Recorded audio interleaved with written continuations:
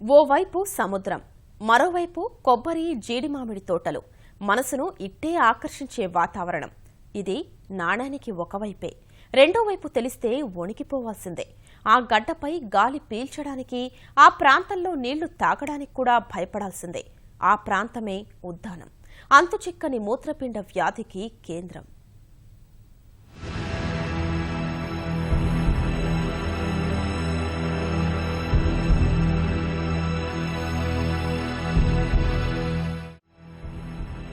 శ్రీకాకుళం జిల్లాలోని ఇచ్చాపురం, కవిటి, కంచిలి, సోంపేట, వజ్రపుకొత్తూరు, మందస, పలాస మండలాలను కలిపి ఉద్దానంగా పిలుస్తారు.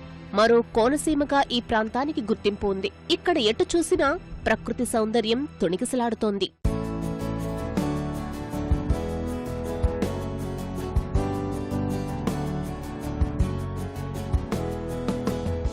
ఉద్దానంలో ప్రకృతి అందాల వెనుక మృత్యురూపం దాగుంది. అది బతుకులను అమాంతం మింగేస్తోంది. ఇక్కడున్న ప్రధాన సమస్య అంతుచిక్కని మూత్రపిండాల వ్యాధి. ఉద్దానంలో ఇంటికి ఒక్కరైనా ఈ వ్యాధి పీడితులే.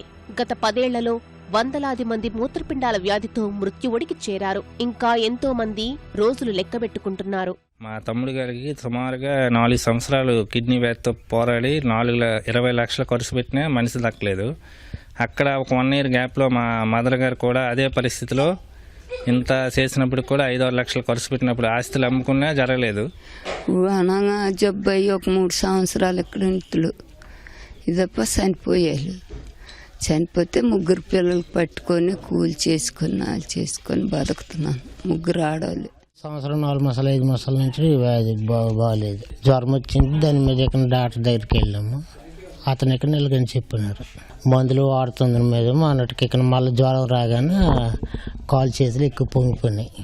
చేతిలో నీళ్ల సీసా, జేబులో మాత్రలు. ఇది మూత్రపిండ వ్యాధి బాధితుల వ్యధ. ఒక్క పూట అన్నం మానేసినా పర్వాలేదు, కానీ మాత్రలు వేసుకోకపోతే మాత్రం పరిస్థితి దయనీయంగా మారుతుంది. వ్యాధి బాధితుల్లో అత్యధికులు వ్యవసాయ కూలీలే. కాస్తో కోస్తో ఆస్తులున్నవారు వైద్యం కోసం వాటిని తెగనమ్ముకుంటున్నారు.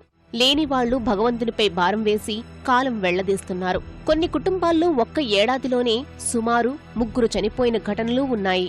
మిగిలిన వారైనా ఆరోగ్యంగా ఉన్నారా అంటే అదీ లేదు. నీరసించి కనిపిస్తున్నారు. వైద్య పరీక్షలు చేయించుకుంటే తమలోనూ వ్యాధి బయటపడుతుందేమోనని భయపడుతున్నారు. మూత్రపిండాల వ్యాధిగ్రస్తులు బీపీ, కాల్షియం, డి విటమిన్ అనుబంధ మందులు వాడాలి.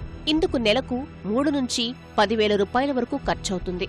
డయాలసిస్ తర్వాత రక్తం పెరగడానికి ఖరీదైన ఇంజెక్షన్లు వారానికి 2 చేయించుకోవాలి. కిడ్నీ మార్పిడి జరిగిన వారు సైతం జీవితాంతం మందులు వాడాలి. ఈ ఖర్చులను భరించలేక ఆర్థికంగా చితికిపోయిన కుటుంబాలు ఉద్దానంలో అడుగడుగునా కనిపిస్తాయి.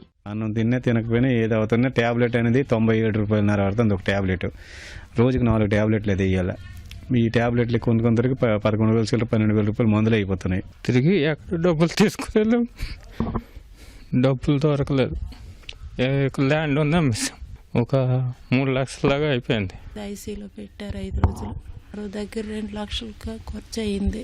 18వ తేదీకి వెళ్ళవలసింది. డబ్బుల సమస్యగా అన్ని రకాలుగా వ్యాపిస్తున్నాము. ఉంటే వెళ్తాము, మందులకి పైసలు ఉంటే వెళ్తాము, మందులకు పైసలు లేకపోతే ఇంట్లో చచ్చిపోతాం. మరి అంతే. మరి పచ్చటి ఉద్దానంలో మూత్రపిండ వ్యాధులకు ప్రధాన కారణం నేటికీ ప్రశ్నార్థకమే. తొలుత కొద్దిపాటి జ్వరంతో ప్రారంభమయ్యే వ్యాధి అసలు విషయం తెలుసుకునే లోపలే ముదిరిపోతుంది. జబ్బు సోకిన వారిలో కొందరికి మూత్రపిండాలు పూర్తిగా పాడైపోతుండగా మరికొందరికి క్రమంగా కుచించుకుపోతున్నాయి. సాధారణంగా మూత్రపిండాల వ్యాధి సోకినప్పుడు ముందుగా ఒక్క మూత్రపిండమే చెడిపోతుంది. దానిని తొలగిస్తే మరో దానితో బతకచ్చు.